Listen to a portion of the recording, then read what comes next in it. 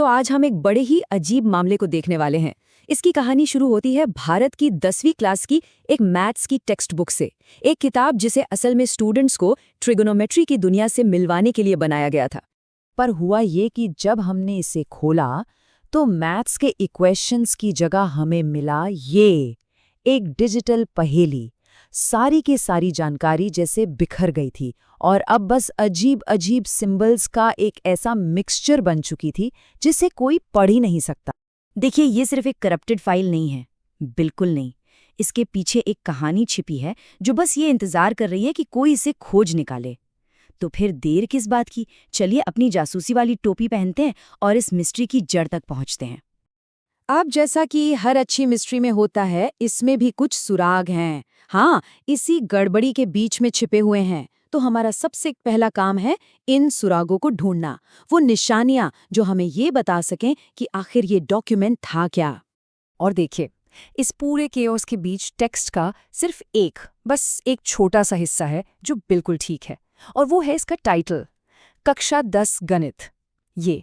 ये हमारा पहला बड़ा क्लू है। और इसका मतलब तो साफ है ना, क्लास 10 मैथमेटिक्स। तो अब हमारा शक यकीन में बदल गया। ये पक्का 10वीं क्लास के स्टूडेंट्स के लिए एक मैथ्स की ही किताब थी। चलो, कम से कम हमारे पास एक स्टार्टिंग पॉइंट तो है। अच्छा, अब जरा और गहराई में जाते हैं तो हमें कुछ जाने पहचाने सिंबल्स दिखने लगते हैं।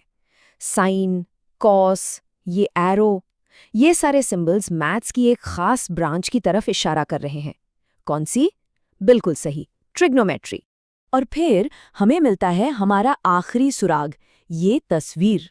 ये एक थियोडोलाइट है, एक ऐसा टूल जिससे एंगल्स को मापा जाता है, और इसका सीधा कनेक्शन है ट्रिग्नोमेट्री के रियल वर्ल्ड यूज से, मतलब सर्वे करने या इंजीनियरिंग जैसे कामों से। तो चलिए अब इन सारे सुरागों को एक साथ जोड़ते हैं। हमें क्या क्या मिला? एक हिंदी टाइटल, ट्रिग्नोमेट्री वाले सिंबल्स और एक सर्वे करने वाला टूल। तो अब तस्वीर बिल्कुल साफ हो जाती है ना। हमारा अंदाजा यही है कि ये डॉक्यूमेंट ट्रिग्नोमेट्री की एक टेक्स्ट बुक थी, जिसमें ये भी समझाया गया था कि इसे असल दुनिया में कैसे इस्तेमाल करते हैं। ओके, तो अब हमें ये तो पता चल गया कि ये डॉक्यूमेंट आखिर था क्या, लेकिन सवाल तो ये है कि ये ऐसा बन कैसे गया, इसे पढ़ा क्यों नहीं जा सकता। तो अब हम इसी सवाल का जवाब ढूंढेंगे कि आखिर इस डिजिटल भूत की असली वजह क्या है। इसका जवाब छिपा है एक टेक्निकल चीज में, जिसे कहते हैं कैरेक्टर एनकोडिंग। अब ये क्या है? इसे ऐसे समझिए जैसे ये कंप्यूटर की अपनी एक डिजिटल डिक्शनरी हो। हर अक्षर, हर नंबर, हर सिंबल के लिए कंप्यूटर के पास एक कोड होता है। जब सब कुछ सही चलता है तो कंप्यूटर सही डिक्शनरी का इस्तेमाल करता है और हमें वो टेक्स्ट दिखाता है जिसे हम पढ़ सकते हैं। पर अब देखिए कि तब क्या होता है जब गलत डिक्शनरी का इस्तेमाल हो जाए। कंप्यूटर को दिखाना था शब्द गणित, लेकिन गलत एन्कोडिंग की वजह से उसने उन्हीं कोड्स का मतलब निकाल लिया। ये मिसकल सेट्टालीस देख रहे हैं? तो असल में हुआ ये कि ये कोई हैकिंग या वायरस अटैक नहीं था। नहीं, ये बस एक आम सी टेक्निकल गड़बड़ थी। इसे आप एक तरह का डिजिटल मिसट्रांसलेशन कह सकते हैं। सीधी सी बात है, जिस डिक्शनरी का इस्तेमाल करके डॉक्यूमेंट बनाया गया था, उसे पढ़ने के लिए एक बिल्कुल अलग डिक्शनरी का इस्तेमाल हो। तो मिस्ट्री तो सॉल्व हो गई, लेकिन कहानी अभी खत्म नहीं हुई है, क्योंकि अब हम ये देखने वाले हैं कि कैसे यही गड़बड़ी, यही गलती एक बहुत ही अनएक्सपेक्टेड और दिलचस्प चीज में बदल गई। ये जो कहा गया है ना, ये इस सिचुएशन पर एकदम फिट बैठता है कि कभी-कभी जब जानकारी टूट जाती है, बिखर जाती है, तो वो कुछ नया बन जाती है, कुछ ऐसा जिसकी अपनी एक अलग ही अनएक्सपेक्टेड वैल्यू होती है। और यही वो चीज है जो इस डॉक्यूमेंट को अब इतना मजेदार बनाती है। अब ये सिर्फ एक फेल हो चुकी टेक्स्ट बुक नहीं है, नहीं, ये तो इवॉल्व हो गई है। ये ग्लिच आर्ट का एक नमूना बन गई है, एक ऐसी कला जो टेक्निकल गलतियों से अनजाने में पैदा होती है। जरा इन तस्वीरों को देखिए, ये बस रैंडम पैटर्न्स नहीं हैं, ये उस गणित के डेटा के भूत हैं जो अब एब्स्ट्रैक्ट विजुअल्स में बदल चुके हैं।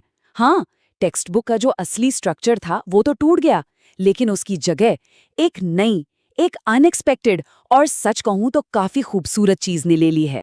तो हमने अपनी ये पड़ताल एक टूटी हुई फाइल से शुरू की थी और अब हम एक आर्ट वर्क पर आ पहुंचे हैं।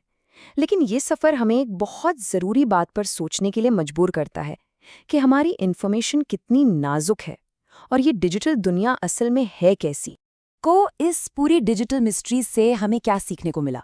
पहली बात कि कैसे एक छोटी सी आम सी टेक्निकल गड़बड़ी पूरी की पूरी जानकारी को खत्म कर सकती है।